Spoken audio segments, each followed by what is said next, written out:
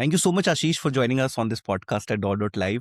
Extremely grateful that you kind of took out time after a couple of follow-ups to share your insights with us. We have got very interesting set of topics to discuss. But before we go there, for the sake of our audience, we'll give a brief introduction about Ashish. So Ashish is a brand and marketing leader with close to 2 decades of experience across retail, FMCG, personal care, and consumer brands. He has led brand communication, customer strategy, and product growth initiatives for large enterprises as well as for emerging brands. He has a deep expertise in brand building, consumer insights, and innovation. And the best part is that Ashish consistently drives measurable business impact across categories. Welcome you, Ashish. Thank you so much, Rishikesh. I think you are very kind with your words, and thank you so much for persistently following up with me and ensuring that we make this happen. So I think I give the kudos to you for making this happen. Thank you. Thank you so much, Ashish.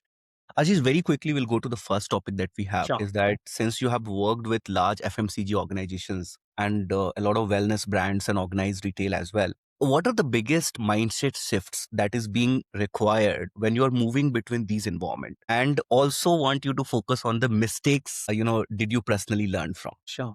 Thank you. I think that's a very valuable and a very insightful question because when you said this, it really got me thinking, and I was really reflecting on my journey.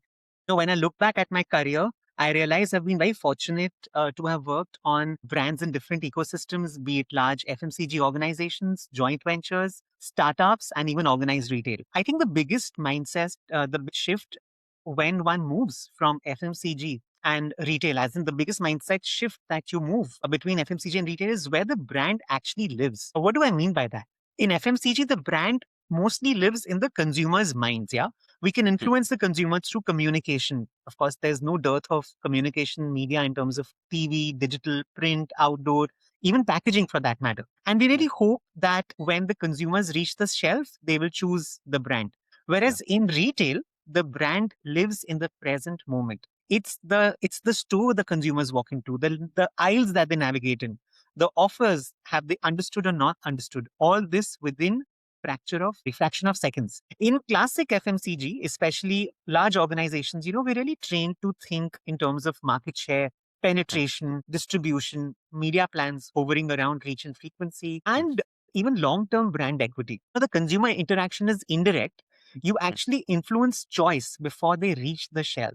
Retail is very different. The brand experience, what happens in real time is, when consumers look at the store layout, the availability of products, price perception, promotions, staff behavior, and finally the friction that they face at the time of the checkout. In retail, we don't get months to correct a mistake. If footfalls drop over the weekend, we really feel the heat immediately. Another shift is speed versus perfection. FMCG rewards rigor, testing, and scale, whereas retail rewards speed, agility, adaptability, and local relevance. If you look at startups or emerging wellness brands, the shift is even sharper, building the plane while flying it. It may sound dangerous, but that's pretty much it's pretty much work in progress. I think one of the biggest mindset shifts is moving from brand-led thinking to experience-led thinking. Also, you asked me about mistakes, a personal mistake that I learned from.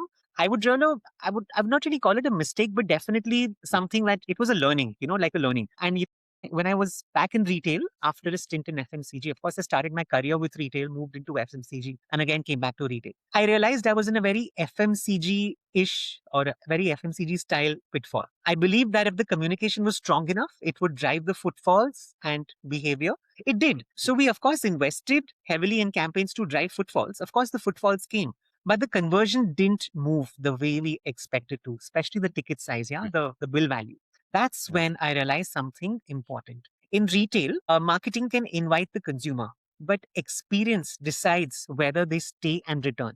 And one also needs to work very closely with the operations team to make this happen. Yeah. And do you remember, any strategy that worked out well in FMCG but didn't work out in retail or vice versa? And how did you course correct? Sure, sure. I think it's a great question again. So in FMCG, I've successfully launched innovations by educating consumers, looking at new formats, new benefits, new usage stories, and so on. I tried doing something similar in retail, in terms of detailed storytelling, benefit heavy communication inside stores. It didn't work because shoppers in a store aren't in learning mode. They are actually in a problem solving mode. and they're very, very time starved. They just want to look where is the product that they're looking for, what is the product going to do for them, and is it finally worth the price? Anything beyond that becomes noise. Yeah. So in terms of course correction, what we did was we course corrected by simply making the core message very, very clear, having Hmm. clear visual cues, and we moved from education to navigation. So once we aligned the communication to shopping behavior and not brand ambition, results followed. Hmm. And this really taught me a lesson that I carry even today. A great Yeah. strategy in the wrong context becomes a bad one. And like I said, how did we course correct? We simplified brutally. We Hmm. reduced messages to one clear benefit, used visual cues, and shifted from education to navigation. And once we aligned communication to shopping behavior instead of brand intent, conversion started improving. So this was a big learning, where Yeah. context matters more than creativity. Back to you. This is so insightful. Like shopping behavior than brand intent. So shopping behavior is more important than brand intent when it comes to retail. Yes, yes. Ashish, tell us about a time when a consumer insights completely changed your original product or communication plan. What was that insight, and what business impact did it eventually create? Sure. One of the most defining moments in my career came while I was working in the insect repellent category. It's a highly Yeah. regulated one, and any innovation takes years to kind of create. It's a highly regulated one. It's controlled by the Central Insecticide Board, and it's a highly Yeah. regulated category. Having said that, the original brief was absolutely straightforward. It was basically to create a stronger and more effective product. But when we spent time with consumers, especially families, we discovered something deeper, and we really uncovered amazing consumer insights. People weren't just worried about mosquitoes. They were actually worried about what were they bringing into their homes, especially around children, and how can we help them optimize their spends? Yeah. Hmm. And that insight changed everything. There was guilt, there was Hmm. discomfort, and there was fear, about burning formats, chemicals, and safety. And Hmm. that insight completely reframed the problem. We weren't solving for mosquitoes anymore. Of course, that's a given, that's the hygiene. But we Yeah. actually started solving for peace of mind. And what really changed? This changed everything, from product design to communication, innovations like a burn safe card format and a smarter vaporizer machine weren't about technology, they were about reassurance.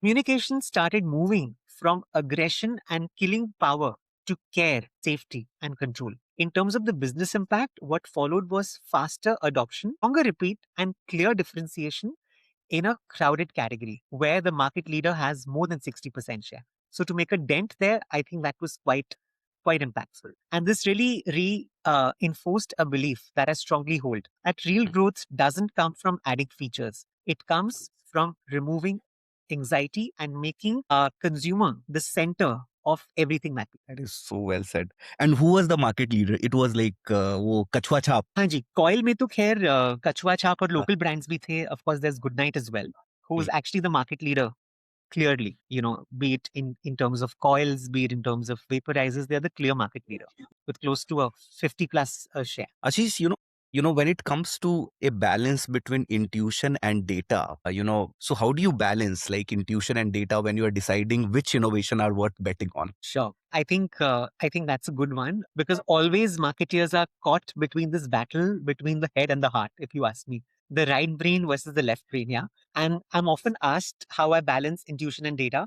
My answer is Hmm. simple. I feel data tells you what is happening, Hmm. but intuition helps you understand why. Early innovation definitely needs intuition, followed by product testing and so on. And pattern Hmm. recognition is built over years, but scale also needs proof of concept. So I trust Hmm. intuition to choose the path and data to tell me how fast to walk that path. Got it. So intuition to Back to you. choose the path and data to how fast shall I move on that. That's right. Yeah. Great, Ashish. Thank you so much for sharing this insight. Can you walk us through an initiative where you aligned in a store experience, loyalty, and brand communication to drive growth? Sure. This was quite recently, in grocery retail. There was one realization which changed how we really approached growth. Consumers were interacting with us through stores, Hmm. digital campaigns, and loyalty, but those experiences felt disconnected and they weren't really coming together. So we stopped asking, how do we market better?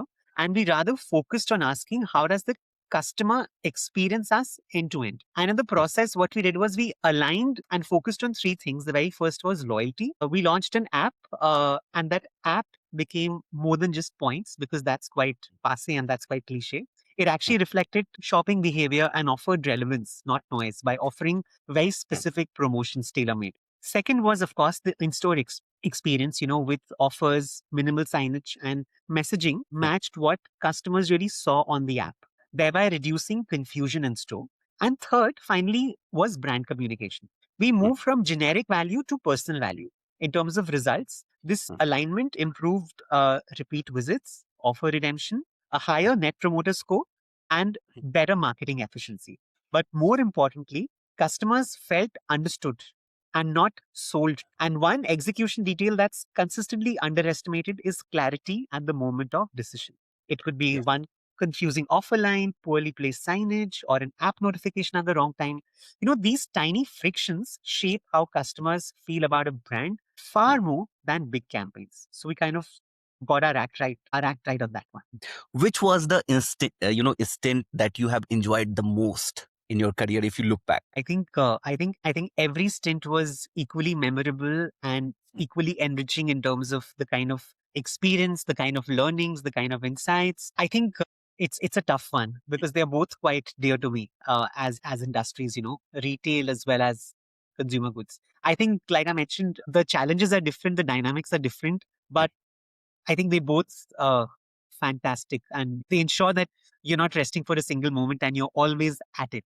So that's a tough Yes. one. And now another tough one. Is Ashish a marketing leader who is loved by the sales leaders or the finance leaders? Again, that's a tough one. You may think I'm sounding politically correct, but I'm quite protective of my gross margins. So my finance team loves me for that and ensuring that I ensure not too much leakage and also try and have cost optimization projects. My sales team also loves me because I join them for market visits and I understand where they're coming from. So I think I sometimes have to play to the alley and kind of score brownie points because I think we need both. We need to be, of course, not just in everyone's good books, but on a more serious note. I mean, that was on a lighter note, but on a more serious note, I think I work for the customer.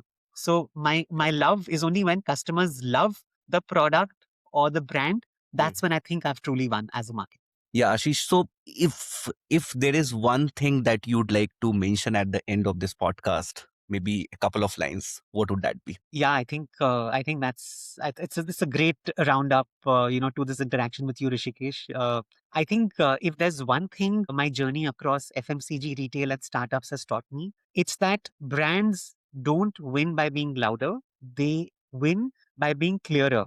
In today's world, clarity, simplicity, and relevance are the most powerful form of brand trust. And brands grow when they simplify life for consumers, not when they complicate it. Execution is strategy and experience is brand.